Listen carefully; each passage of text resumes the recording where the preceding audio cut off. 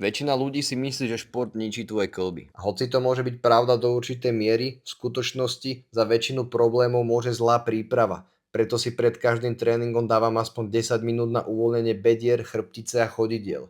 Aby som svojmu nervovému systému ukázal, že je bezpečné sa hýbať. Mobilita nie je len naťahovanie. Je to tréning, ktorý učí telo zvládať nárazy, rotácie, preťaženia.